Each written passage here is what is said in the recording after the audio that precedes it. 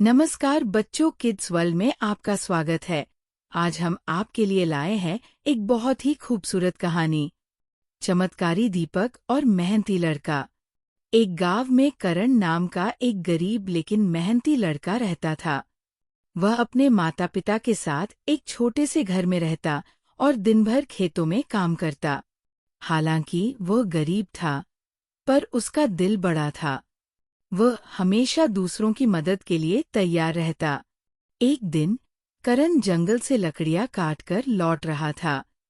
तभी उसकी नजर एक पुराने, धूल से भरे दीपक पर पड़ी।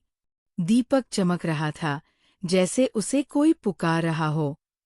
जिज्ञासु होकर करण ने दीपक उठाया और उसकी धूल साफ करने लगा। अचानक दीपक से एक तेज रोशनी निकली और उसमें से एक विशाल जिन्न प्रकट हुआ।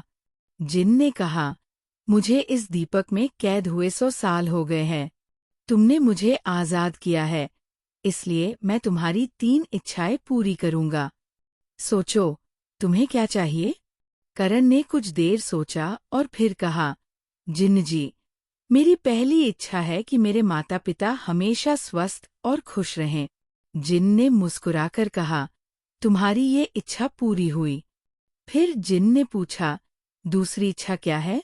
करण ने कहा, मुझे इतना ज्ञान दो कि मैं अपनी मेहनत से अपनी और अपने गांव की तकदीर बदल सकूं। जिन्न ने गर्व से कहा, तुम्हारी ये इच्छा भी पूरी हुई। अब बताओ, तीसरी और आखिरी इच्छा क्या है? करण ने कहा, जिन्न जी, मुझे कोई और चीज नहीं चाहिए, लेकिन आपसे गुजारिश है कि इस चमत्कारी दीपक को कहीं ऐसी जगह ले जाए जहां इसे कोई लालची व्यक्ति न पा सके। जिन्न करण की बात सुनकर दंग रह गया। उसने कहा, तुम्हारे जैसा नेक और समझदार इंसान मैंने पहले कभी नहीं देखा। मैं इस दीपक को हमेशा के लिए नष्ट कर दूंगा, लेकिन इसके बदले मैं तुम्हें हमेशा सफल और खुश रहने का आशीर्वाद देता हूँ। जिन्न ने दीपक को गायब कर दिया और करण को अलविदा कहकर चला गया। करण ने अपनी मेहनत और ज्ञान से न सिर्फ अपने परिवार की बल्कि पूरे गांव की हालत बदल दी। गांव वाले उसकी ईमानदारी और दयालुता के लिए हमेशा उसकी तारीफ करते।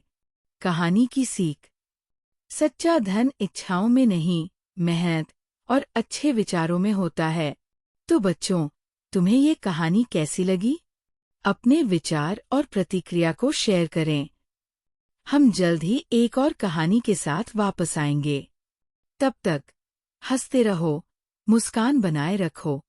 हमारे चैनल को सब्सक्राइब और शेयर करें ताकि हर बच्चा इन कहानियों से सीखे गए सीखों को अपने जीवन में शामिल करने का प्रयास कर सके। धन्यवाद और अलविदा।